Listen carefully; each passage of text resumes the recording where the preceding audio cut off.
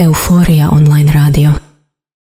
Dobar dan svim slušateljima Radio Euforije, hvala što ste s nama u ovoj posebnoj emisiji. Danas imamo priliku ugostiti sjajnu glazbenu ekipu, Luciju Marcelić i band Pink Noise. Zahvaljujemo im što su odvojili svoje vrijeme da podijele s nama svoje iskustva, inspiracije i planove, te se radujemo čuti o njihovom kreativnom procesu i budućim projektima. Radio Euforije je novi online radio koji postoji tek nekoliko mjeseci, ali već je stekao solidnu publiku. Naš moto od retro do aktualnog, hit do hita, i nastojimo svojim slušateljima donijeti najbolje od domaće i strane glazbe. Osim glazbe, radimo intervjue sa talentiranim izvođačima i predstavljamo umjetnike na sceni. Danas smo posebno uzbuđeni što imamo priliku razgovarati s jednim takvim bendom koji svojim energičnim nastupom i originalnim pjesmama osvojio već srca publike. Lucija i Pink Noise, hvala što ste ovdje s nama. Za početak, možete li mi, molim vas, reći kako je nastala ideja za osnivanje benda? Pa evo, prvo bih pozdravila sve slušatelje, evo, hvala vam na ovoj prilici. Pa ja ću započeti kako je i nastao naš band. Nastao je 2018. godine, prvo je bio u akustik formi. Osnivači smo moj brat koji je gitarist, naš veliki prijatelj Renato i ja skupa s njima, i to je krenulo tako da ne stvorimo nekakav pop rock zvuk, jer smo i mi sami ljubitelji takve glazbe, tako da i težimo tome da u ovo moderno doba stvorimo neki retro zvuk koji će se svidjeti slušateljima i koji će se pronaći u takvoj glazbi. Evo, zaista fenomenalno što ste to rekli. Nisam znao ovo za vašeg brata. Evo, vrhunska informacija. Evo, idemo na sljedeće pitanje. A što vas inspirira kada stvarate glazbu i kako pronalazite inspiraciju za nove pjesme? Pa nema neke formule, svugdje je inspiracija. Inspiracija je svakodnevno u nekim situacijama, ne znam, ili kad se zatvorim sama u prostoriju, pa onda i nekakav tekst koji dođe, a onda i slušajući sve neke druge podražaje, znači slušamo u životu i glazbu svakako, i onda od svih tih nekakvih melodija pronađemo u svemu tome i nešto svoje, autentično. A zašto ste odabrali Pink Noise i što za vas to znači? Evo, za naše slušatelje. Pink Noise, tu svašta puno toga znači u stvari. Na početku je sa mnom pjevala još jedna cura i bila je ideja da Pink Noise bude band gdje će biti dva moćna ženska vokala, zato je taj nekakav, ajmo reći, ženski naziv Pink Noise, rozi zvuk, roza buka. Međutim, u nekom periodu je ta djevojka otišla nekakvim svojim putem, ali evo, putevi nam se tu i tamo sastaju, pa ona dođe kao back vokal vrlo rado u naš band. A kako biste opisali, recimo, vaš zvuk nekome tko vas tek počinje slušati? Kako biste sad opisali slušateljima, evo, ko vas prvi put čuje? Pa opisala bi baš onako pop rock zvuk, dakle težimo nekakvoj pop glazbi, nekoj jednostavnošću, međutim sa primjesom roka u sebi, na drvenim instrumentima, na nekakvom prirodnom zvuku. Također, naravno, sad smo moderni, u modernom smo dobu, produkcija je onako jako narasla, tako da je naš zvuk u skladu s vremenom, međutim i dalje nekako pokušavam imati dodir sa onom glazbom gdje su najviše bili instrumenti, onako živi instrumenti. A što vam je bila glavna inspiracija za pjesmu Odlazim? Šta je bila inspiracija? Inspiracija je bila zapravo neki moj životni moment u životu kada sam sama odlučila od nekih stvari otići i donijeti tu odluku. Pjesma i pjeva tekst govori o tom trenutku kada ne znamo šta će se dalje dogoditi, ali u srcu osjećamo zapravo da je to taj moment, da je to ono što trebamo učiniti, unatoč tome što ne znamo što nas čeka. A kakva je bila suradnja sa Nenom Belanom na vašim pjesmama i što ste naučili iz tog iskustva? Suradnja s njim je uvijek jako zanimljiva. Mi se svakodnevno i surađujemo i sad dalje dok radimo na našem albumu.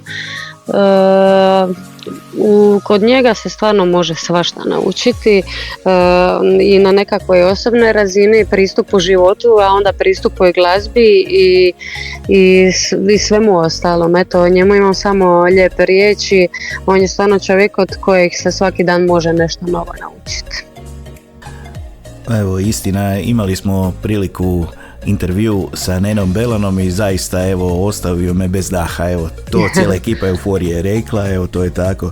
Evo, kako publika reagira na vaše autorske pjesme u odnosu na obrade koju izvodite? Ipak obrade radite na svoj jedinstven način. Pa to je baš dobro pitanje i to je pitanje koje se ja uvijek pitam i proučavam, jer smo mi ispočetka bili cover band jer nam je bilo jako teško iz tih, mi bi rekli u Dalmaciji, postola ući u nekakve druge, odnosno u novu ulogu.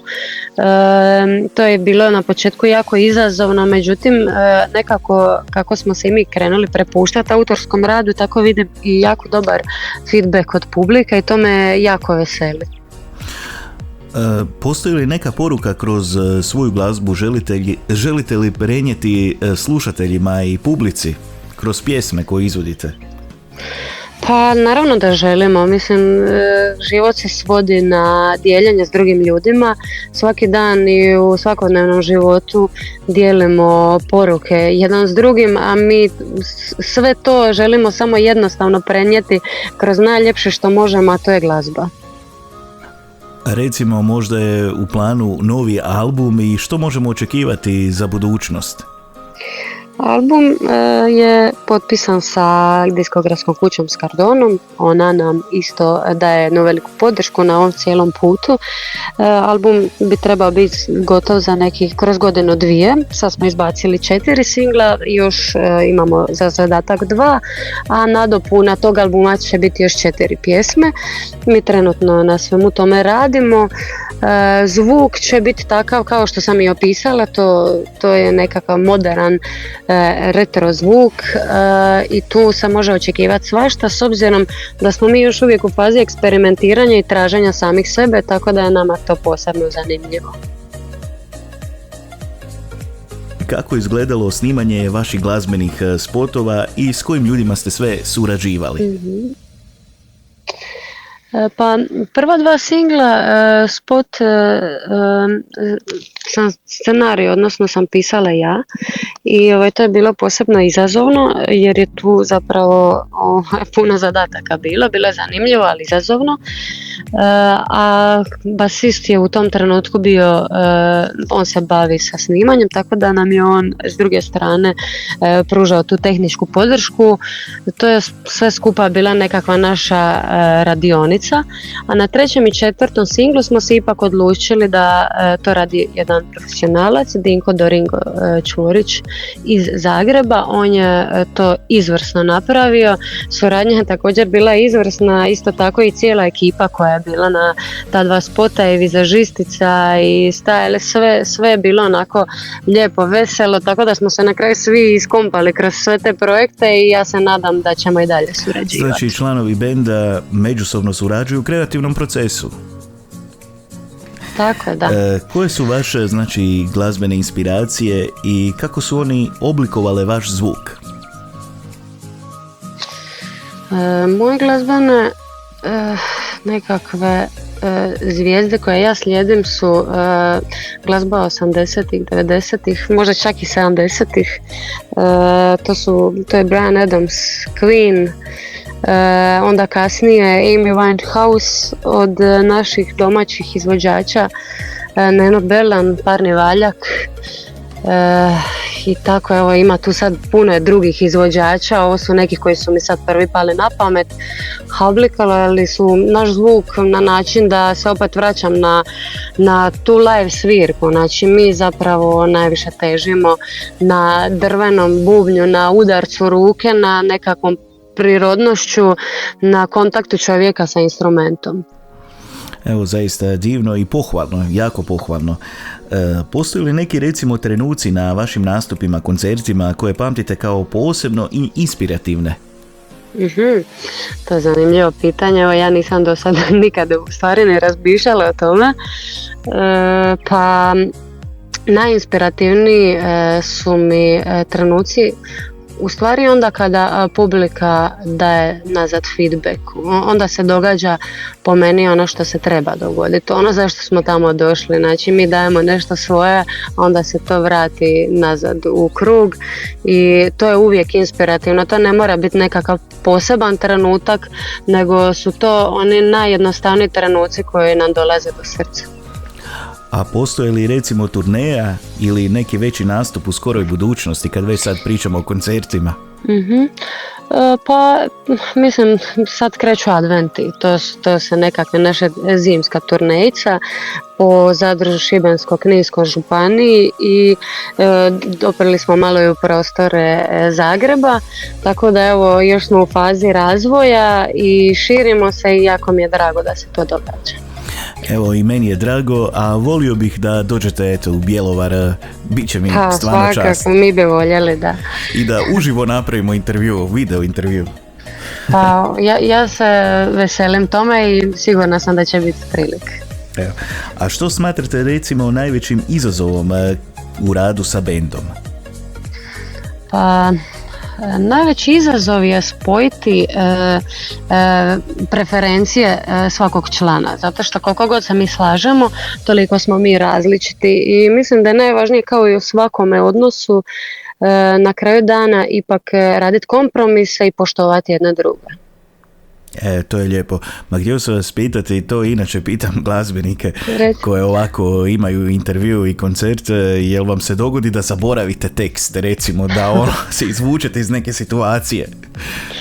Da, naravno da se to događa, greške se uvijek događaju. Bio je jedan koncert na kojem obično kad zaboravim tekst to bude jedna, dvije riječi, to je jednostavno blackout, trenutak iz kojeg se čovjek odmah izvuče. A ja sam ovo ljeto imala jednu situaciju gdje se to nastavilo kroz nekoliko taktova, ali srećom na kraju je to bilo jako simpatično. Evo, jako lijepo. Recimo, kako biste sad definirali vaše najveće ciljeve u glazbenoj karijeri i koji su vaši ciljevi?